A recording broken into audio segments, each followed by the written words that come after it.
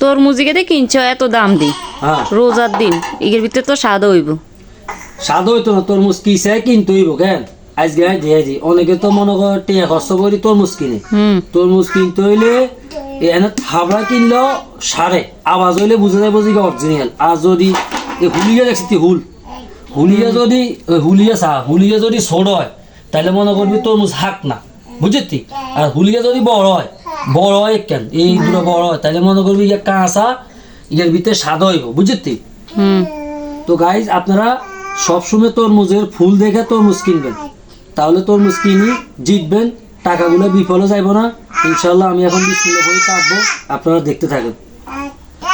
বিসমিল্লাহির রহমানির রহিম।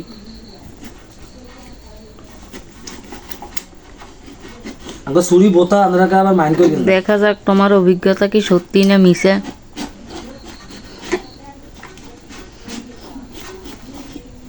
বিসমিল্লাহ আল্লাহ।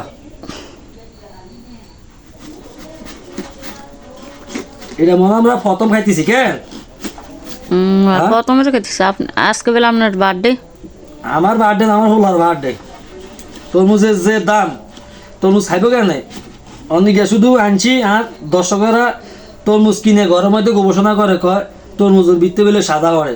সাদা কিনলে করবো না, তরমুজ সাই কিনতেন জানেন না তো। তরমুজের যত হুল ছোট সাই কিনবেন তত কিনব তরমুজ ভালো হইব।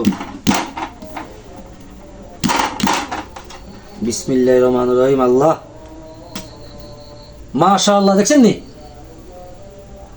কি কারণে এত লাল হয়েছে? আনা করে প্রথমে কইছি না তরমুজের শুধু এই হুলগা দেখা, হুলগা এই হুলিগা যত ছোট হইবে মনে করবেন তরমুজিয়া খেতে তুমি হাঁকিয়ে আইছে। আর হুল বড় হইলে মনে করবেন কাঁচা টেলা বেরিয়ে বাজার নিয়ে বেশি এলায়। কথা বুঝেননি? তা আল্লাহ হাফেজ। সবাই আর মতো তরমুজ কিনবেন, মনে রাখবেন কিন্তু টিয়া বিফলে যাইতে না। আবার দেখেন সেই এই যে খাই দেখেন মিষ্টি নি। বিসমিল্লাহ। আলহামদুলিল্লাহ, আল্লাহ নেয়ামত। মনে হচ্ছে চিনি মুগুদি সামনে